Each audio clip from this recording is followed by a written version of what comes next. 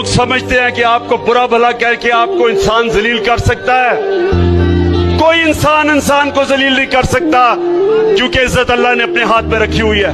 اور زندگی موت، سب سے زیادہ انسان کو خوف موت کا ہوتا ہے.